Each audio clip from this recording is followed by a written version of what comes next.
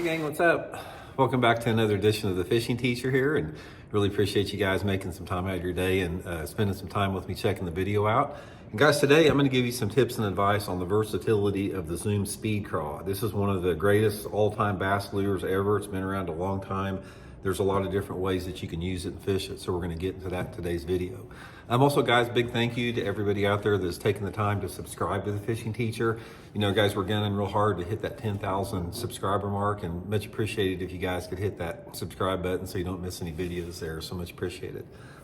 Okay, guys, the Speed Craw, if you're not familiar with it, this is made by Zoom Lure Company, and it's a crawfish imitator. It looks just like a crawdad. It's sort of got the crawdad type body on it. It's got some legs on the side. But the main feature of this bait that really makes it effective is the legs on it. It's got these sort of, they call them like a vibe tail on there, and it puts out a lot of vibration, puts out a lot of action. It looks really good in the water, and thing looks alive coming through the water. It was one of the original type of a creature bait with this type of a curly tail on it.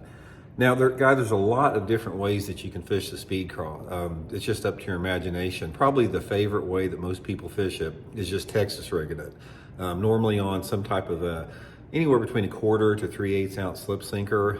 You do need to use a little bit heavier sinker because these tails here, they require a little bit faster fall to get working good. So I like at least a 1/4 ounce sinker on it.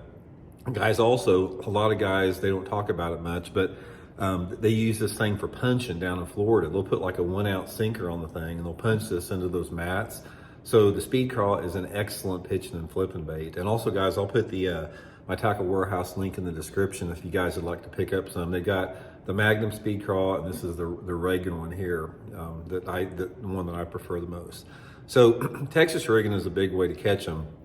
Probably my favorite cover to catch them on, flipping and pitching the Texas rig is when catch them is flipping and pitching the Texas rig around whatever cover that I have. I don't have to have like the matted vegetation they use in Florida. I've caught a bunch of fish on it, flipping it into flooded bushes and trees. I've caught them flipping docks with it, caught them flipping lay down trees. It's just a really good all around flipping and pitching bait. Another thing you can do with it, guys, use it on a Carolina rig. It makes a nice little finessey Carolina rig presentation. Normally use it like on a 1/2 ounce sinker with like an 18 inch leader or something. Caught a lot of fish doing that. A lot of guys catch a lot of big smallmouth on the Speed Craw Carolina rigging it up north. I've heard a lot of big smallmouth being taken on it. Another good thing for this thing is on a swim jig. With the action that it has on it, guys, you can put it on a swim jig as far as a good swim jig trailer, or you can use it as just a regular pitching and flipping jig trailer. This is one of the favorite baits a lot of people use as far as, you know, on a finessey type jig. They'll basically cut half of it, like pinch it in half like this, and they'll put it on a little finesse jig. Makes a real good finesse jig trailer. Also, guys, I've seen guys catching them on a swing head jig. I was fishing with Luke Clausen one time, and he put a Speed Craw on a swing head jig and started catching a bunch of fish on it. Or you can shaky head. You can put it on a jig head. Just literally one of the most versatile lures that you can have. And there's two basic colors that have been most productive to me, guys. I like the watermelon candy here, or green pumpkin, and then the June bug. If the water visibility is like less than 1.5 feet, I usually go to a darker color like a June bug or black and blue. And if the water is like over 2 foot visibility, that's when I use the green pumpkins and the watermelon candies. You can see the flake in this watermelon candy is really nice here. And also it holds dye really good. You put some chartreuse dye on the tails of this watermelon candy, it really makes them stand out a good. And it's just a great bait, guys. I'm telling you right now, if you have not tried a Speed Craw, it's one bait that you definitely want to have in your box. There's so many things that you can do with it.